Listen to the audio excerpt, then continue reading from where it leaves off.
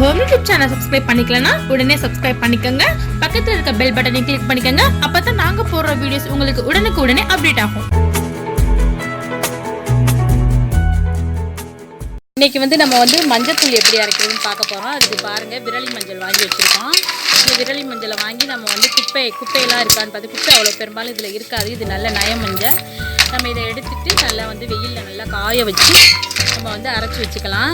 அரைச்சிட்டு மஞ்சளில் நம்ம எதுவுமே சேர்க்கக்கூடாது. நம்ம வெறும் மஞ்சள் தூள் தான் நம்ம வெறும் அரைச்சிக்கணும். நம்ம கடையிலலாம் வாங்கினோம்னா அதில் கெமிக்கல் சேர்ப்பாங்க. நம்ம வயிற்றுக்கெல்லாம் அது ஒத்து வராது. இது நீங்கள் கடையில் தூள் வாங்குறத காட்டி இந்த மாதிரி நம்ம வீட்டில் அரைச்சி வச்சுக்கிறது தான் நல்லது, உடம்புக்கு நல்லது. இப்போ மழை காலம் வருது, அதனால நம்ம மஞ்சத்தூள், மிளகாய் தூள், மல்லித்தூள்லாம் நம்ம வீட்டிலே நம்ம அரைச்சி வச்சுக்கணும். அதே மாதிரி மிளகு சீரகத்தூள், சோம்புத்தூள் நம்ம எல்லாமே நம்ம மழை காலம் வர்றதுக்குள்ளே நம்ம எல்லாமே காய வச்சு, நம்ம இப்போ வெயில் இருக்கையில் நம்ம காய வச்சு அரைச்சி வச்சுக்கிட்டா நம்மளுக்கு ரொம்ப நல்லது. நாம் இப்போ மஞ்சளை நல்லா காய வச்சு நம்ம வெயிலில் வச்சு காய வைப்போம்.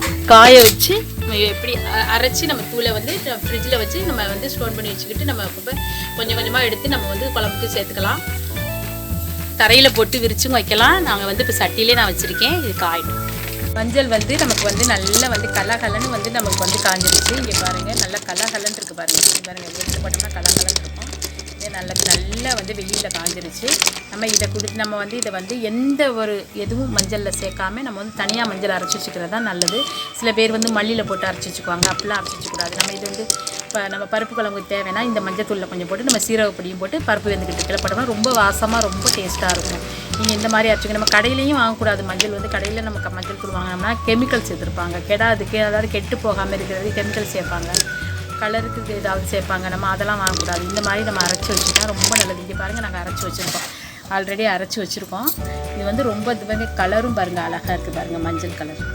நமக்கு இது நம்ம புளிக்குழம்பு, நம்ம சாம்பார் எல்லாத்துக்குமே சேர்த்துக்கலாம். கறி குழம்பு, மீன் குழம்பு எல்லாத்துக்கும் சேர்த்துக்கலாம்.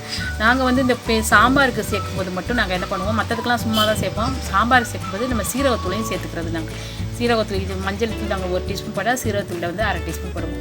போட்டு பூண்டு தட்டி போட்டு நாங்கள் பருப்பு வேகையில் போடுவோம். ரொம்ப வாசமாக டேஸ்ட்டாக இருக்கும் சாம்பார். இந்த மாதிரி நீங்கள் செஞ்சு பார்த்துட்டு எங்களுக்கு சொல்லுங்கள்.